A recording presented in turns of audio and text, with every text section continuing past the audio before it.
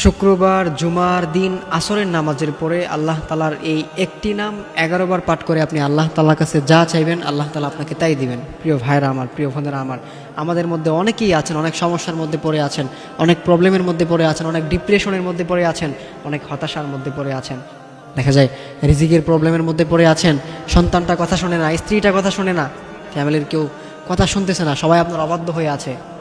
প্রিয় ভাইয়েরা আমার, প্রিয় বোনেরা আমার, আপনি যদি আল্লাহ তালার এই স্পেশাল নামটি, এই ইসমে আজম নামটি আপনি যদি হাতে গুনে গুনে 11 বার পাঠ করতে পারেন, হাতে গুনে গুনে 11 বার পাঠ করে এরপর আপনি আল্লাহ তালার কাছে হাত তুলতে পারেন, আল্লাহ তালা আপনার সকল সমস্যাগুলো দূর করে দিবেন। আপনার যে প্রবলেমগুলো আছে সেগুলো আপনার দূর করে দিবেন। আপনার যে স্বপ্নগুলো আছে, আপনার যে ড্রিমগুলো আছে, আপনার যে আশাগুলো আছে, আল্লাহ তালা সেগুলো পূরণ করে দিবেন। প্রিয় ভাইয়েরা আমার, আপনাকে অবশ্যই সময়টা খেয়াল রাখতে হবে।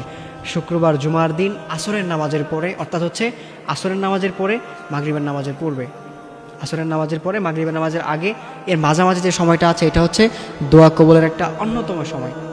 এই শুক্রবার কিন্তু খুবই গুরুত্বপূর্ণ একটা দিন, এটা কিন্তু খুবই স্পেশাল একটা দিন। এই শুক্রবারকে হাদিসের ভাষায় বলা হয় সাইয়্যিদুল আইয়াম। শুক্রবার হচ্ছে সপ্তাহের লিডার, সপ্তাহের বেস্ট দিন হচ্ছে শুক্রবার।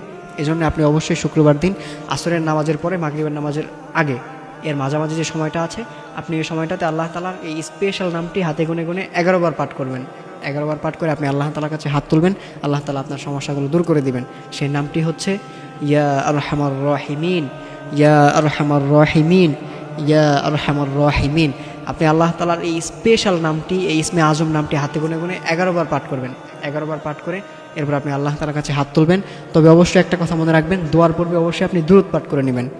দুরুদের মধ্যে সবথেকে উত্তম যে দুরুদটা সেটা হচ্ছে দুরুদে ইব্রাহিম, যেটা আমরা নামাজের মধ্যে পড়ে থাকি। আল্লাহুম্মা সাল্লি আলা মুহাম্মাদ ওয়া আলা আলি মুহাম্মাদ কামা সাল্লাইতা আলা ইব্রাহিম ওয়া আলা আলি ইব্রাহিম ইন্নাকা হামিদুম মাজিদ। আল্লাহুম্মা বারিক আলা মুহাম্মাদ ওয়া আলা আলি মুহাম্মাদ কামা বারাকতা আলা ইব্রাহিম ওয়া আলা আলি ইব্রাহিম ইন্নাকা হামিদুম মাজিদ। আপনি এই দুরুদটা পড়ে এরপর আপনি আল্লাহ তাআলার কাছে হাত তুলবেন।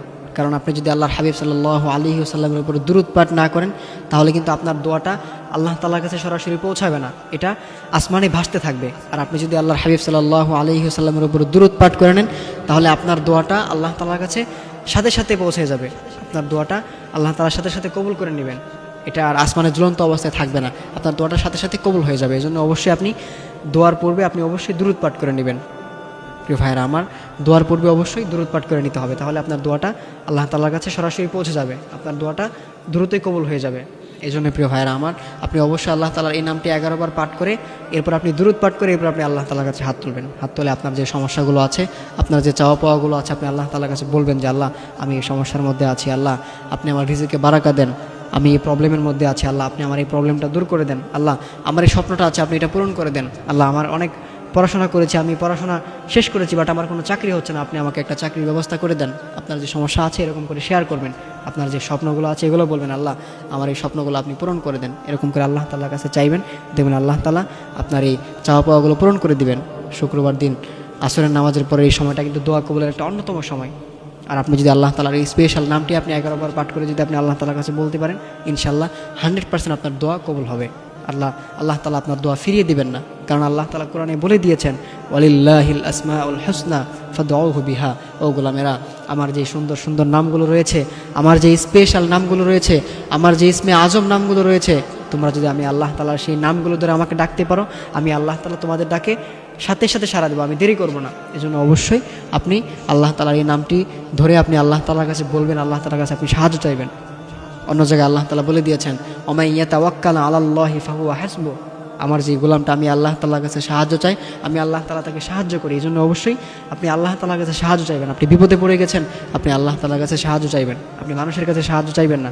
কোনো মানুষ, কোনো মাজারের পীর সাহেব, কোনো বাবা, কোনো মাজারের অমুক তমুক কেউ আপনার কোনো উপকার করতে পারবে না, একমাত্র আপনার রব, আপনার সৃষ্টিকর্তা আপনার উপকার করতে পারবে। এই জন্য অবশ্যই বিপদে পড়ে গেলে, মুসিবতে পড়ে গেলে, হতাশায় পড়ে গেলে, ডিপ্রেশনে পড়ে গেলে অমুক মাজার, তমুক মাজার, অমুক বাবা, তমুক বাবা, আপনি এরকম করে আপনি কারো কাছে যাবেন না। আপনি একমাত্র আপনার রবের কাছে, আপনার মালিকের কাছে আপনি সাহায্য চাইবেন, দেখবেন আপনার মালিক, আপনার রব আপনাকে সাহায্য করবেন। এই জন্য প্রিয় ভাইয়েরা আমার, আপনারা অবশ্যই শুক্রবার দিন আসরের নামাজের পরে আল্লাহ তাআলার এই নামটি 11 বার পাঠ করে এরপর আপনি আল্লাহ তাআলার কাছে হাত তুলবেন, দেখবেন আল্লাহ তাআলা আপনার সমস্যাগুলো দূর করে দিবেন। আল্লাহ তাআলা আমাদের সকলকে এই গুরুত্বপূর্ণ একটা আমল করার তৌফিক দান করুন, আমিন।